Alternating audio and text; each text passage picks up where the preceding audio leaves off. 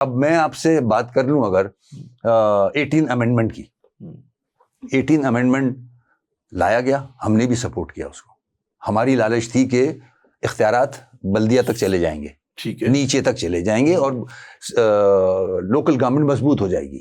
نہیں ہوا, امپلیمنٹ نہیں کیا انہوں نے, صرف اپنا مقصد حاصل کر لیا.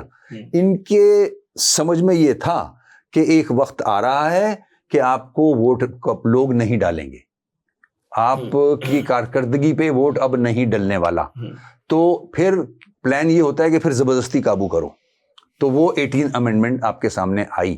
آج پورا سندھ قابو ہے نا, آپ نے تو کوئی ڈیلیوری نہیں کی. تو ہائنڈ سائڈ پہ آپ دیکھتے ہیں تو 18 امینڈمنٹ غلط ہوئی پھر نہیں, 18 امینڈمنٹ تو صحیح ہوئی, اس کی امپلیمنٹیشن صحیح نہیں کی گئی ہے. یعنی کہ آپ اس پہ کیوں جا رہے ہیں, نچلی سطح پہ کیوں نہیں دیے گئے اختیار؟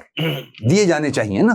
آپ نے وہ لالی پاپ بیچا کہ اختیارات نیچے تک جائیں گے, مگر آپ نے صوبے تک روک لیا کیونکہ آپ کو اسٹیٹ ود ان اسٹیٹ بنانا تھا نا.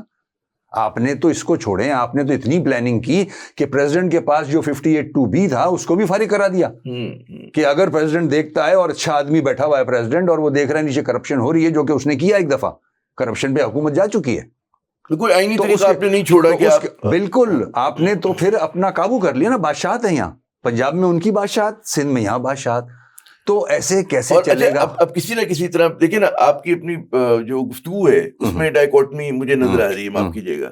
ایک طرف آپ کہتے ہیں کہ ہماری مجبوری ہے ان دو بڑی جماعتوں کے پاس جانا, پھر آپ ماشاء اللہ ان کی تعریف بھی کر رہے ہیں کہ ان کا جو اصل عزائم ہے ہمیں پتہ ہے, آپ کو بھی پتہ ہے, ہمیں بھی پتہ ہے.